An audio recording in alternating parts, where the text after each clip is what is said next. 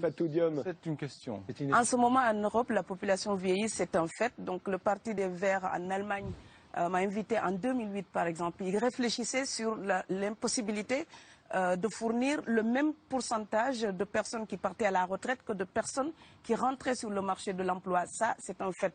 Dans un pays comme la France, par exemple, on sait que 40% du taux de natalité est assuré par des populations étrangères. C'est une réalité aussi. Donc maintenant, on est dans une situation où c'est ce que vous dites qui renforce l'extrémisme. Quand vous dites que l'immigration pose un problème, il faut aussi parler des avantages de l'immigration. Parce que moi, quand je travaille en France, je paye mes impôts ici.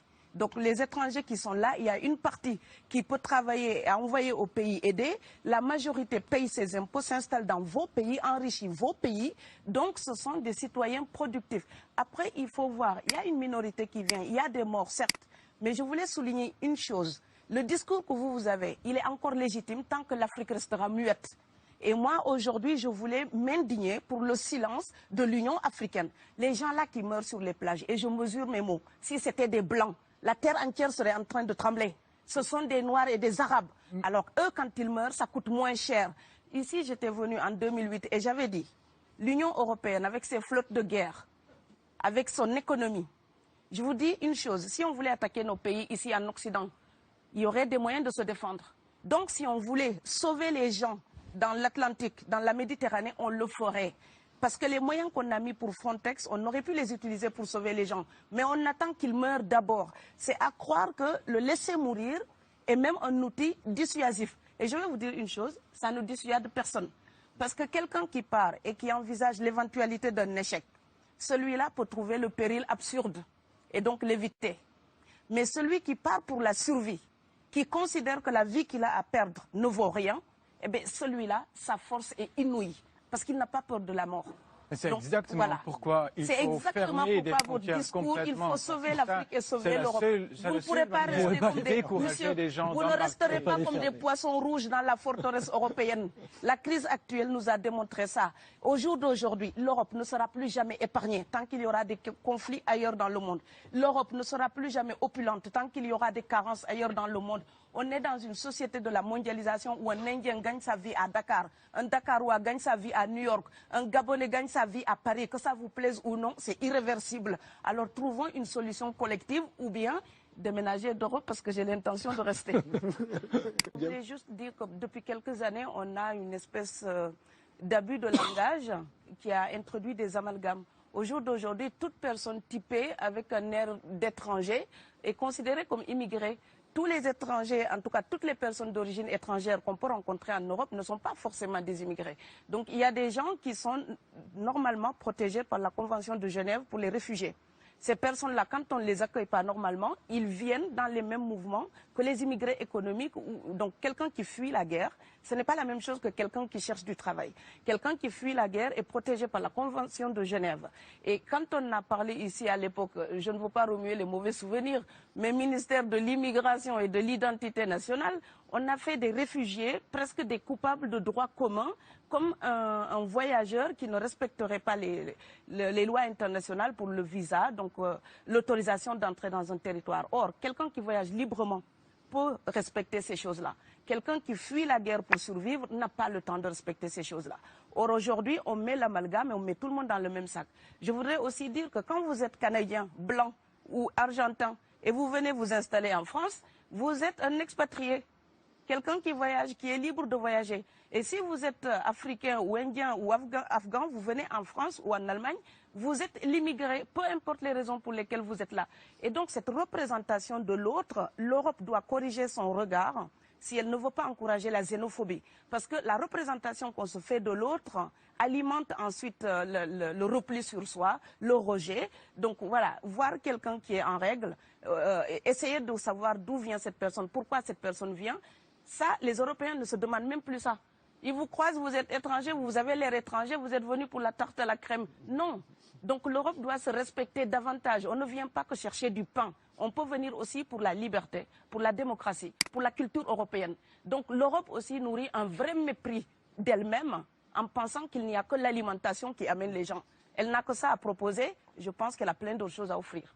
Euros, parfois, ça va entre 1 500 € et 7 000 €. Ouais, 10 000 depuis le Sénégal ou la Gambie ou la Guinée pour venir juste. C'est ça la misère. Quand quelqu'un part, c'est comme quelqu'un qui est élu, choisi, peut-être le plus débrouillard. Et il y a tout un clan ou toute une famille qui pose son espoir sur cette personne-là.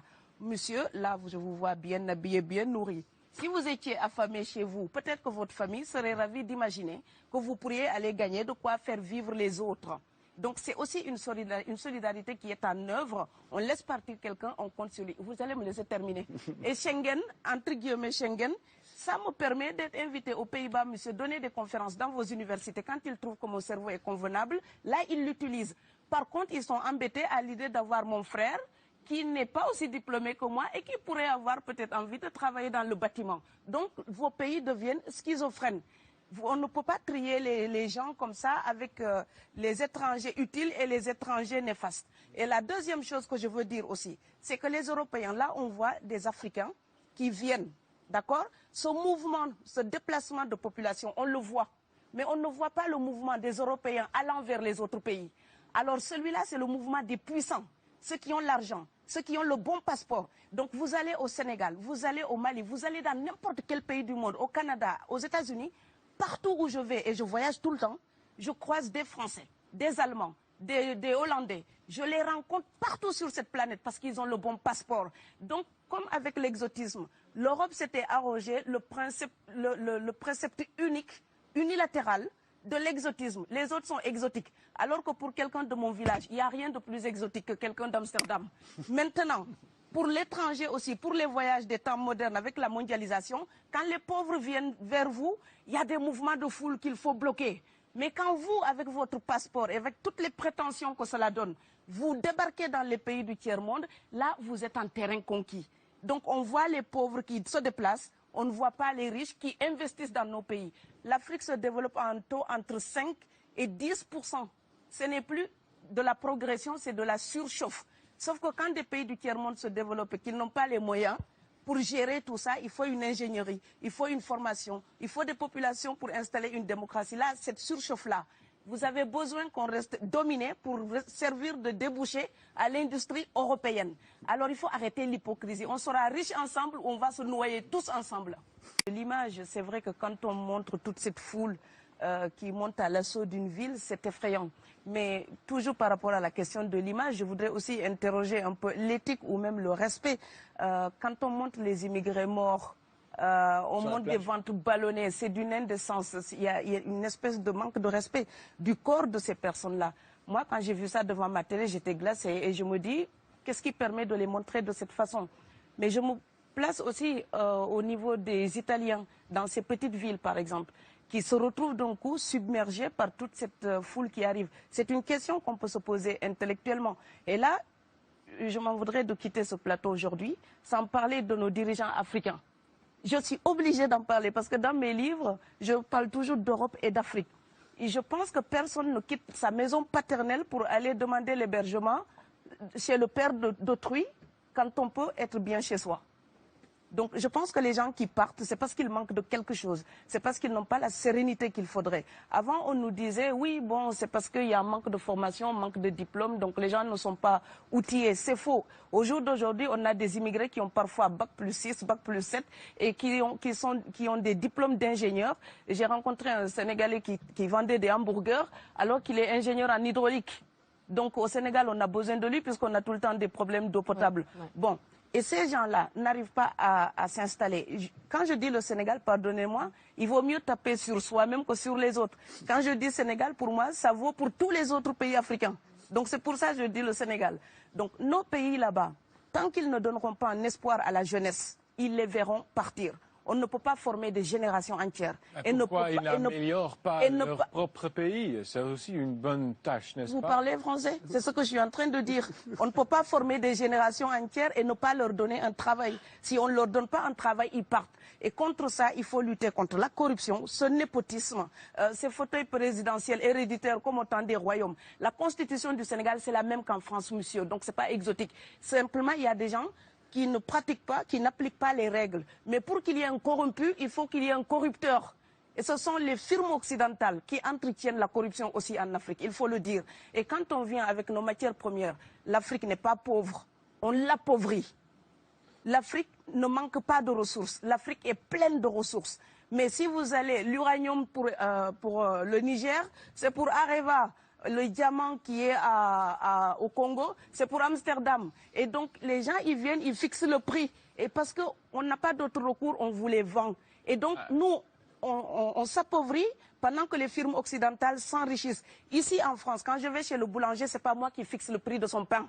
Je paye ce qu'il me demande. Les Européens, parce qu'ils ont la force de frappe de l'argent, quand ils arrivent, ils imposent les règles en Afrique. Et comme il y a toujours quelqu'un qui est affamé, qui est pressé de s'en sortir, eh bien, il vend son âme au diable pour continuer à exploiter son peuple au lieu d'aider pour l'intérêt général. Ça, je devais le dire avant de quitter ce plateau aujourd'hui. Comme monsieur entretient, il y tient. De l'Europe qui devrait refouler, donc zéro tolérance pour l'immigration, donc se refermer. Alors, je vais terminer. Je vais terminer. Pas ça, ce que j'ai proposé. Donc, si cette Europe-là... Vous comprenez bien. Je termine, vous y allez. Si l'Europe veut s'enfermer... Ah non, c'est pas moi qui fais l'émission, c'est M. Tadei. D'accord. Donc voilà, mais moi je défends mes idées. Bon, cette Europe-là qui aurait une illusion de tranquillité en s'enfermant dans ses frontières, je n'y crois pas à sa sécurité. Et je vous explique pourquoi. Le fromage que vous produisez en Hollande, vous le vendez où? Donc parce que si vous voulez vous enfermer... Pas en Libye. Non, mais je termine, vous allez répondre. Donc si vous vous enfermez, il vous faut manger, monsieur. Il vous faut un certain nombre de biens. Il vous faut de quoi tenir dans votre forteresse. Oui, mais je termine. Tout ça se passe avec une interaction avec d'autres pays. Quand vous allez au Sénégal, vous avez du fromage de Hollande, des pommes de terre de Hollande et beaucoup de la moutarde allemande. Donc toute cette économie qui se passe vous permet de vivre. Donc si vous vous coupez du reste de ces pays-là, vous allez survivre avec quoi? Parce que votre abondance, elle est entretenue aussi par d'autres. Oui, la deuxième chose, culturellement, et je rappelle ici un mot d'Aimé Césaire, une civilisation, quel que soit son génie intime, à se replier sur elle-même, c'est tiol. Vous n'êtes rien sans le reste de l'humanité. Et c'est ici en Europe, le continent donc du siècle des Lumières, où on disait que le voyage forme la jeunesse. Moi, je pense que quelqu'un qui s'enferme se flétrit. Donc l'échange, je prétends ne pas être la fac que j'étais en 94 en venant du Sénégal. J'espère m'être amélioré. Parce que j'ai appris plein de choses, des Allemands, des Français, des Hollandais. J'ai tellement appris que chaque fois, je m'étonne de voir un monde qui est capable de donner tant de choses. La deuxième chose, c'est que si vous renvoyez les étrangers, monsieur, et ça c'est le fantasme de l'extrême droite en Europe, le fantasme de renvoyer les étrangers, faites-le et vous allez voir la catastrophe dans vos pays. Parce que dans les pays étrangers, il y a les vôtres. Il y a les vôtres. Et ces pays-là ne vont pas recevoir des claques sans les rendre. Donc renvoyez les étrangers d'ici, vous allez voir les catastrophes que vous allez générer dans votre propre pays. Voilà. Je suis tout à fait d'accord. Réponse Thierry Baudet, et puis chacun aura une...